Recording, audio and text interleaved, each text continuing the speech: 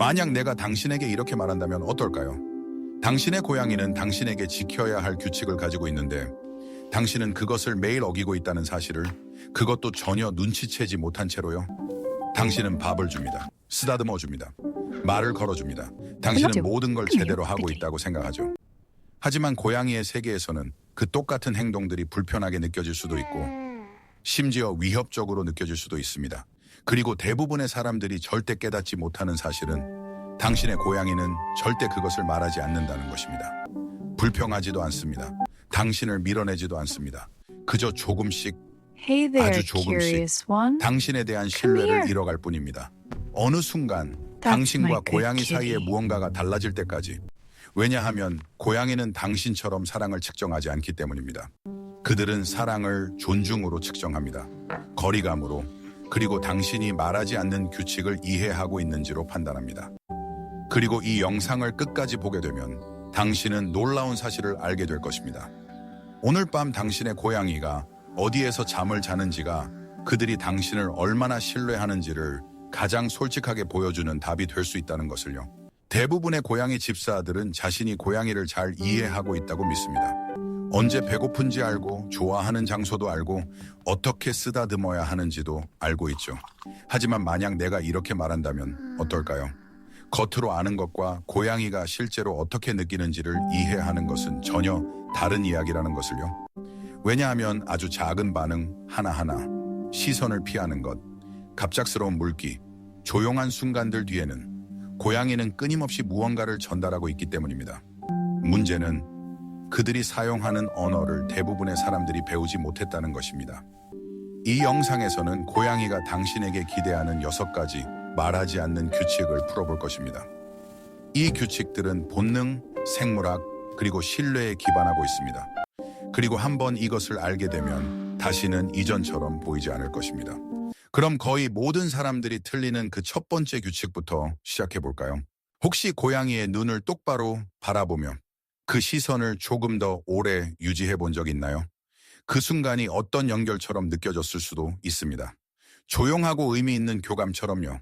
하지만 고양이는 그렇게 받아들이지 않습니다. 전혀 아닙니다. 고양이 세계에서 직접적인 눈 맞춤은 애정이 아닙니다. 그건 도전입니다.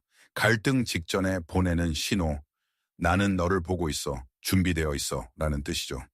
그래서 당신이 고양이와 눈을 맞추고 몇 초라도 그 시선을 유지하면 고양이는 사랑을 느끼는 것이 아니라 압박을 느낍니다. 이건 단순한 이론이 아닙니다.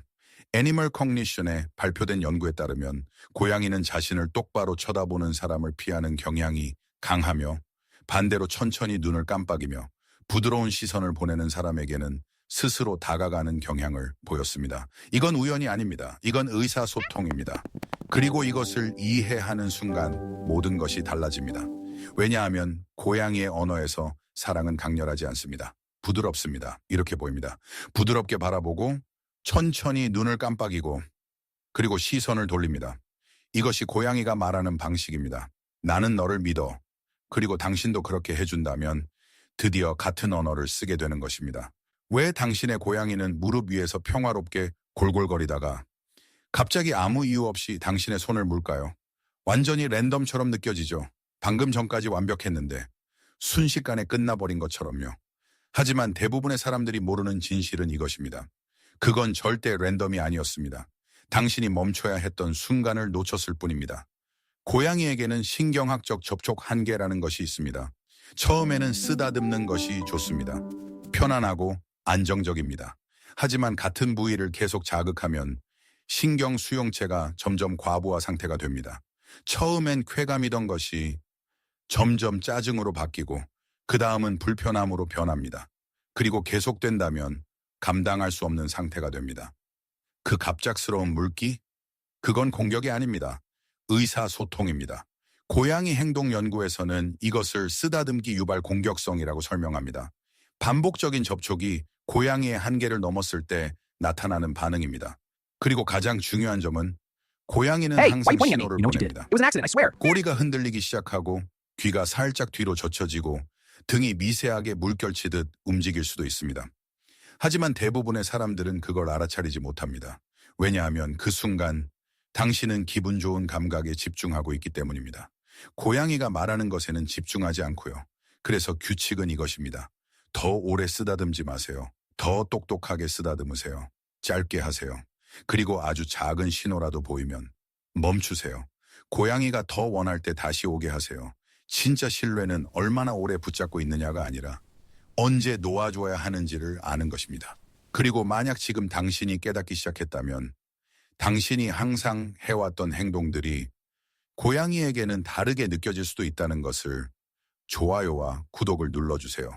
왜냐하면 이 영상의 마지막 규칙, 고양이가 잠을 선택하는 장소는 당신과의 관계를 완전히 다르게 보게 만들 수 있기 때문입니다.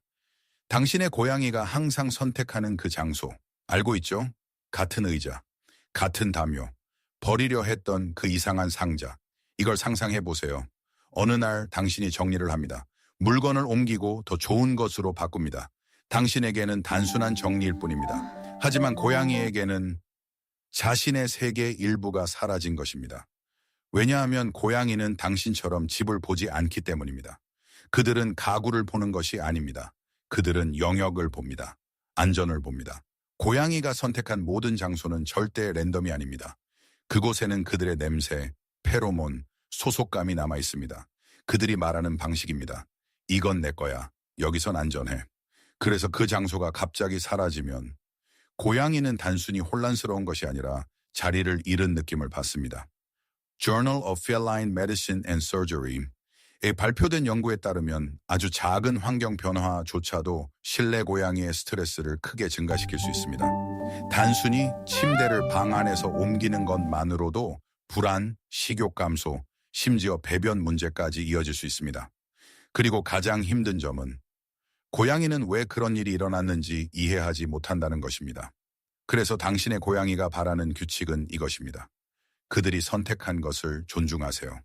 그리고 꼭 바꿔야 한다면 천천히 하세요. 적응할 시간을 주세요. 왜냐하면 고양이에게 그 작은 자리는 결코 단순한 자리가 아니었기 때문입니다. 그건 안전이었습니다.